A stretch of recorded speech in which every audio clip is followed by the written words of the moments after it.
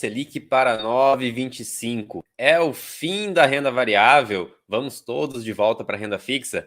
Quer entender o que muda e o que não muda na sua vida a partir de hoje? Então fica comigo nesse vídeo até o final.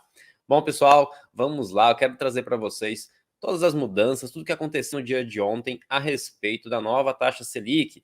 Para quem ainda não sabe o que é taxa Selic, o que é Copom, eu quero dar uma pausa para quem já entende disso, né? Me aguarde que eu já volto para falar disso, mas eu quero te apresentar o que é o Comitê de Política Monetária. O Copom nada mais é do que uma reunião feita lá no Banco Central, onde os principais líderes do Banco Central se reúnem a cada 45 dias para definir o destino da taxa Selic. A taxa Selic nada mais é do que a taxa básica de juros do nosso país. Ela é responsável por todos os empréstimos, por exemplo, que você faz, todos os financiamentos.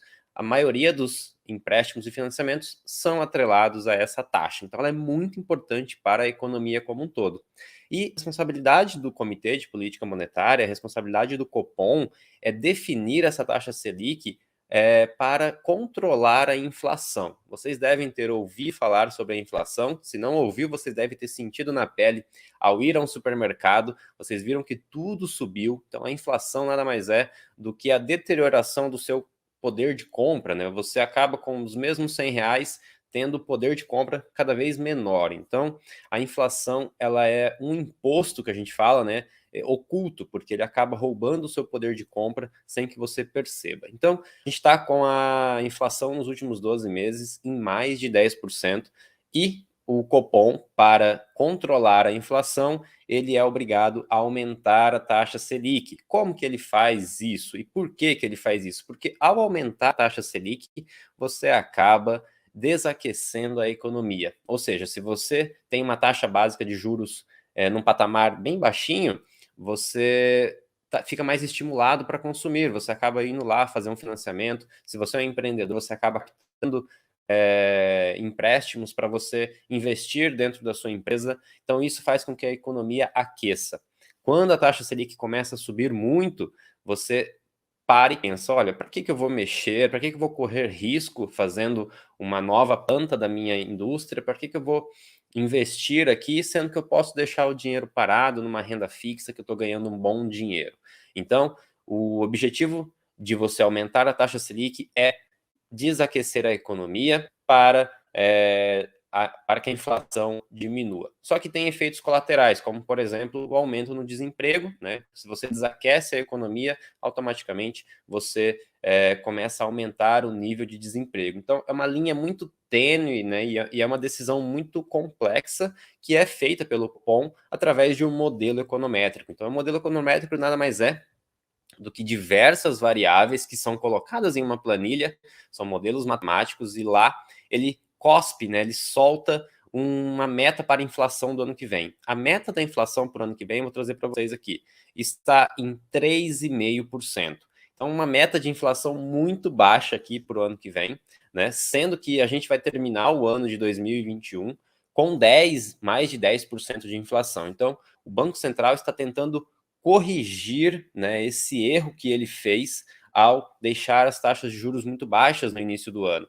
Então, eles estão correndo atrás, aumentando de uma maneira austera, de uma maneira bem forte, para tentar conter a inflação. Então, como a meta para a inflação de 2022 é 3,5%, a gente está com uma inflação implícita de 10%, e existe um outro fator que é a expectativa de mercado. Então, o mercado já não está acreditando que o Banco Central vai conseguir conter a inflação do ano que vem. Então, o que o Banco Central faz para poder falar para o mercado assim, não, eu vou conseguir? Ele aumenta a taxa de juros e coloca, igual ele colocou ontem no comunicado, uma expectativa já para a próxima taxa Selic, que é de aumentar mais 1,5%. Então, ele foi muito austero na hora de fazer esse comunicado no dia de ontem. Isso fez com que as taxas de juros futuras, que se você olhar na Bolsa de Valores, tem ali as negociações dos DI futuros, né?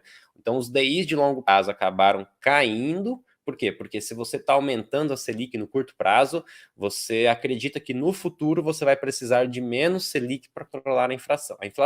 Então, acabou que as taxas longas caíram no dia de hoje e as taxas de curto prazo, 2022, 2023, estão subindo. e a Bolsa hoje está sofrendo aí cerca de uma queda de 1% com isso. Então, dito tudo isso, né, com a meta da inflação para o ano que vem em 3,5%, com a expectativa do mercado para 5%, o Banco Central e o Copom ontem anunciaram que para a reunião de janeiro teremos um aumento aí de 1,5% agora em janeiro, então a Selic de 9,25 que está agora vai para 10,75. Lembrando, pessoal, que em janeiro deste ano, em janeiro de 2021, a nossa taxa Selic estava em 2%. Então foi o Banco Central, a nível mundial, foi o Banco Central mais austero do mundo. Foi o Banco Central que mais aumentou a taxa Selic para controlar a inflação. E na reunião de março de 2022, espera-se entre 1 e 1,25% de alta. Então, poderemos ter em março, que é daqui 3 meses, né? Já estamos aqui bem próximos do ano de 2022, poderemos ter em março uma taxa Selic de 12%. E isso impacta de maneira significativa a maioria dos investimentos que nós fazemos agora, né? Falando aqui mais algum ponto, a gente está tendo inflação nos Estados Unidos, né, uma inflação altíssima para os níveis dos últimos 10, 20 anos, uma inflação de 6%. Na Europa, a gente está com uma inflação de 8%, principalmente pelas commodities, né, petróleo, gás, minério de ferro, todos essas commodities subiram muito nos últimos 2 anos, né, com a pandemia. Então, pode acontecer, e o Banco Central deixou claro isso, que no momento em que os Estados Unidos, no momento em que a Europa começarem as suas altas de juros, porque lá ainda os juros está entre 0 e 0,25%, quando o Banco Central começar a subir essas taxas de juros, nós aqui no Brasil também vamos ser afetados, principalmente nas taxas longas, né, nas taxas de juros mais longas, porque o que acontece?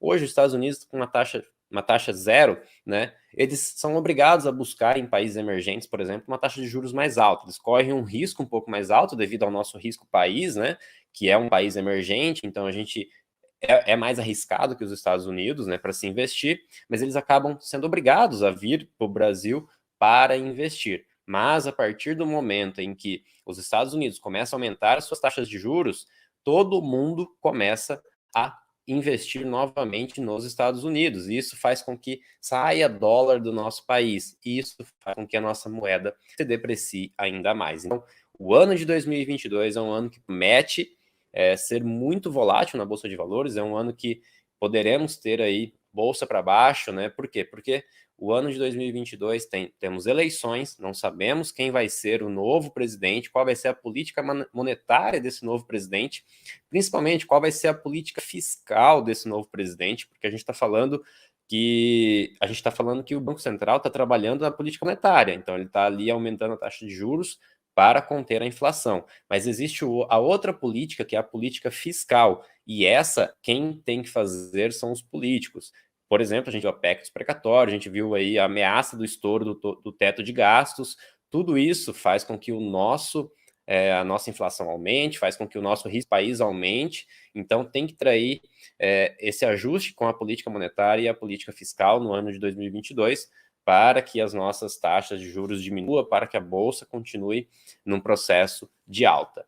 Um último ponto que eu queria tratar aqui com vocês é a respeito da poupança. A partir de agora, com a Selic a 9,25, a poupança passa a fazer os pagamentos da maneira com que ela fazia antigamente, ou seja, hoje, com a Selic a 7,75, né, na verdade até ontem com a Selic a 7,75, a poupança paga 70% desse valor, ou seja, em torno de 5,42 ao ano, né, mas a taxa referencial, a partir do momento em que a taxa Selic ultrapassa 8,5% ao ano, volta às 9,25, igual a gente está a partir de hoje, a Selic, a poupança paga 0,5% ao mês, ou seja, em torno de 6% ao ano. Se você analisar isso, né, os juros compostos dá em torno de 6,17%, mais a taxa referencial, que por enquanto é 0%.